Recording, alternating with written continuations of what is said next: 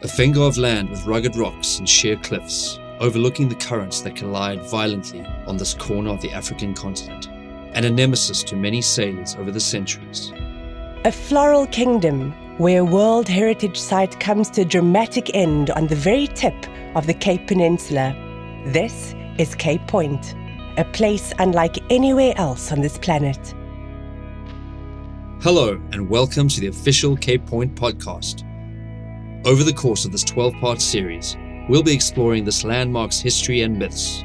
We'll also celebrate the natural beauty of its unique flora and fauna. A paradise for our early Stone Age ancestors who lived here 600,000 years ago. The story of some of the earliest territorial feuds ever fought. The story of Lyme. German spies who fooled a lighthouse keeper or two. The legend of the Flying Dutchman, cursed to never round the Cape of Storms. Indonesian treasures and the fate of a greedy captain.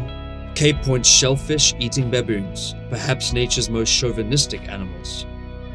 The episodes of this podcast can be listened to in any order, so feel free to download them all and listen whenever and wherever you like. Let it begin.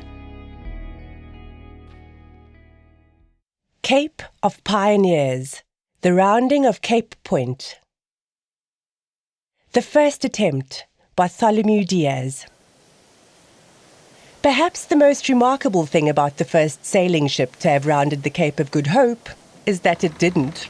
Portuguese explorer Bartolomeu Dias left Europe on a quest. He was searching for a passage to India around the African continent, hoping to bypass the troublesome Middle East.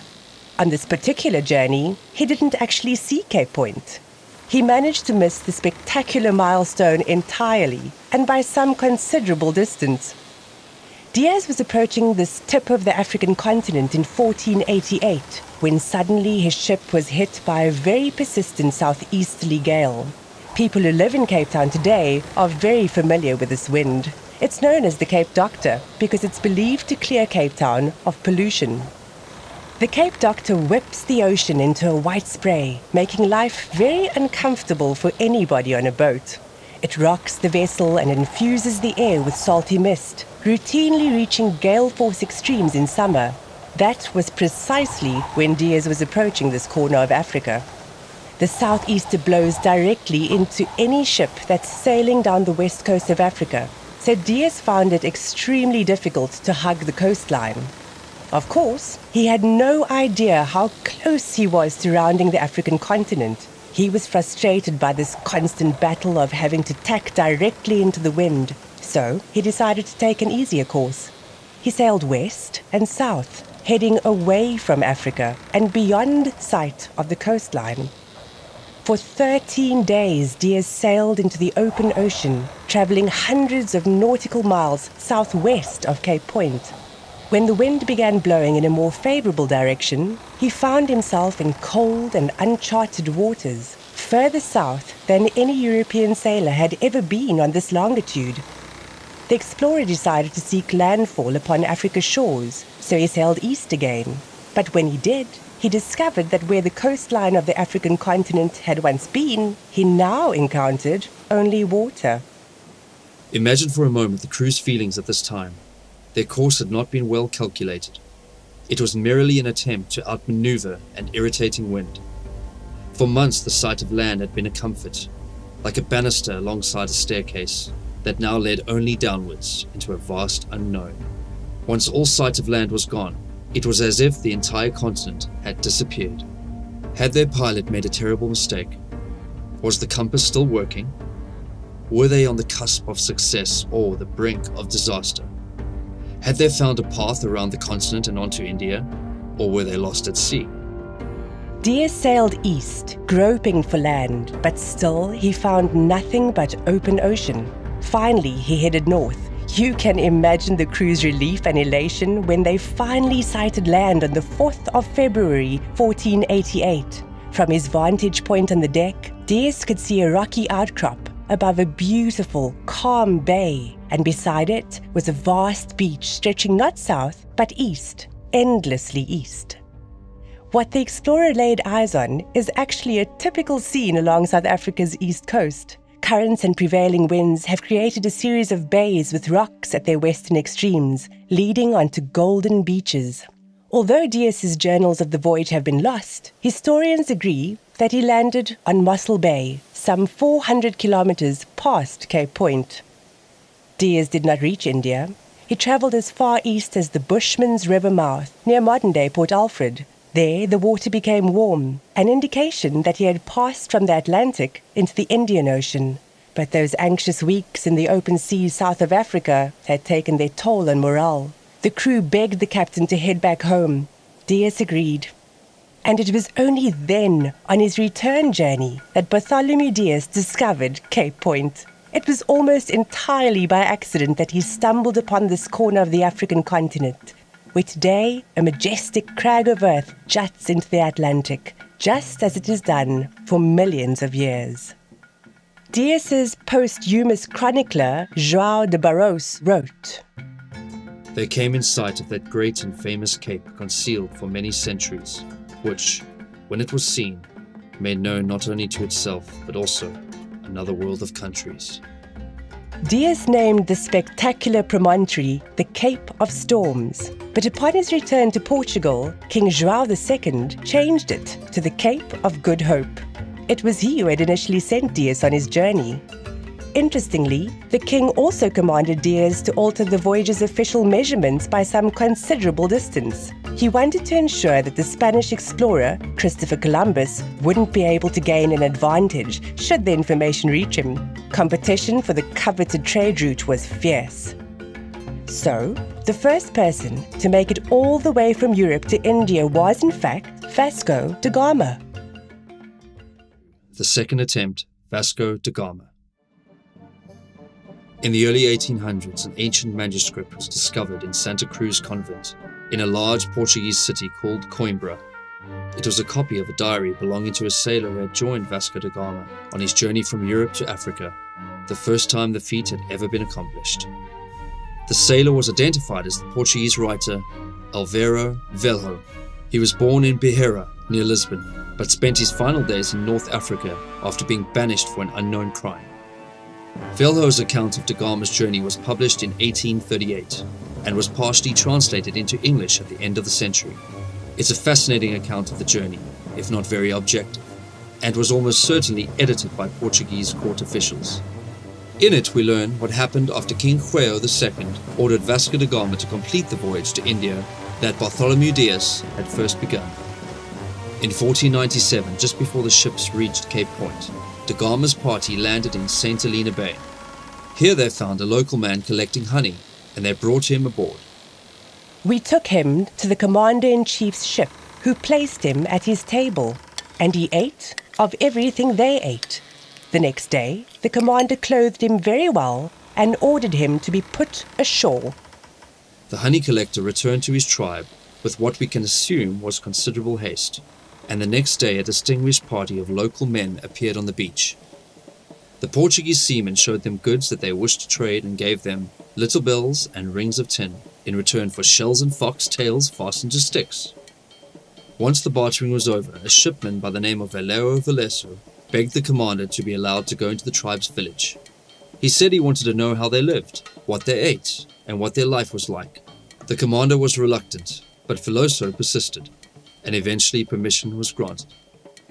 Veloso approached a group of local men on the beach, and they shared a meal of roasted seal and roots. But when it came time to return to the village, the tribesmen indicated that they didn't want the sailor to join them.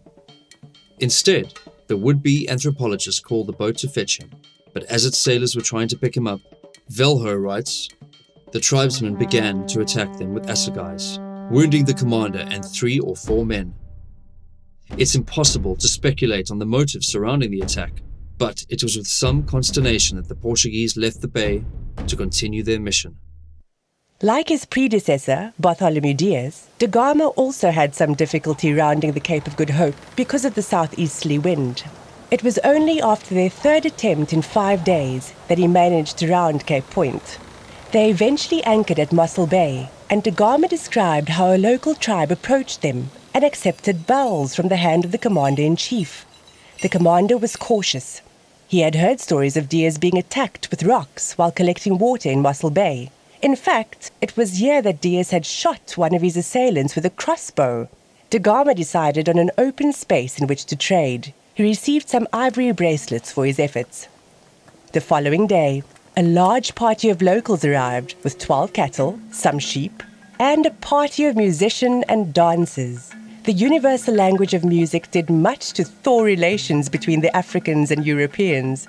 Before long, the commander had ordered his men to play trumpets and to dance, and even joined his crew in the celebrations. That night, the Portuguese traded a black ox for 3 bracelets. Vallo described it in his diary. It was very fat, and the flesh of it was as savoury as meat of Portugal.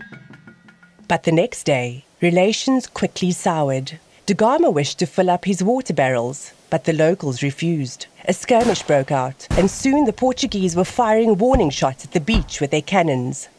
Succeeding in rounding the Cape had led Vasco da Gama and his men to dine with a honey collector, trade with a tribe which later attacked them, to enjoy a celebration of song and dance, have a braai, and to defend themselves in a skirmish, all in just over a week. The Padroeiros of Cape Point. Portuguese explorers used to mark their landing points on voyages of discovery with a stone monument called a padroeiro. These large stone pillars, topped with crosses and emblazoned with Portuguese coat of arms, were symbols of Portugal's imperial ambitions and the christening of uncharted shores. All Portuguese ships that sailed to the edges of maps and beyond carried them in their holds. We know that Dias erected a padroeiro at Cape Point in 1487, but we don't know exactly where or what happened to it. After he reached Bushman's River mouth, Dias turned back to Europe, and fragments of the padroeiro he left there were found centuries later by a South African historian. Eric Axelson, the historian, soon began searching for the padroeiro that Dias had erected at Cape Point, but to no avail. He did find rings of rocks with fragments of wood in its center at Cape Maclear, which looms over Dias Beach. Perhaps Dias's Cape Point padroeiro had been made from wood, not stone, he hypothesized. We know that Southern Africa's indigenous inhabitants didn't approve of this land annexation by pillar and cross, and a stone padroeiro may have been destroyed by local tribes. It might have simply fallen into the sea. Still, we will never know where it was first erected. Dias's successor, Vasco da Gama, wrote about São Brás, or modern-day Mossel Bay, in his diary. While we were in this bay of São Brás, taking in water one Wednesday, we placed a cross and a padroeiro at the said bay. We made the cross out of mizzen mast, and it was very tall. The following Thursday, as we were about to leave the said bay, before we departed, we saw about 10 or 12 Negroes overthrow both the cross and the padroeiro. After taking in everything that was necessary, we departed from here. The padroeiros that stand at Cape Point today were erected in the mid-1960s. The one you'll see on the main road is called Dias Beacon. It's painted black so it's more visible against the blue sky. The padroeiro on the road down to Bjorkisrif is a memorial to Vasco da Gama, and it's painted white in contrast with the land. These padroeiros were positioned to serve as markers to help passing vessels avoid Whittle Rock, a treacherous obstacle in False Bay, and the source of many a ship's demise. If you stand on Cape Point Peak, beside the lighthouse, you'll be able to look down and imagine what these pioneers saw when they first rounded the promontory. Behind you, you'll see that the coast runs clearly north to Europe, and to your left, it follows a curved line east to India and beyond. Cape Point is indeed the corner of the African continent. That's it for this episode of the official Cape Point podcast. We hope you have a chance to visit this dramatic corner of the African continent sometime soon, and to experience the scenic beauty which surrounds this idyllic piece of land. You can explore one of the many trails across craggy cliffs to hidden beaches, or ride the funicular and visit the old lighthouse. There are also free audio tours to enjoy at your own pace. Just download the VoiceMap app and install the Cape Point audio tour. It's best to do this before you visit, as cell phone signal is unpredictable.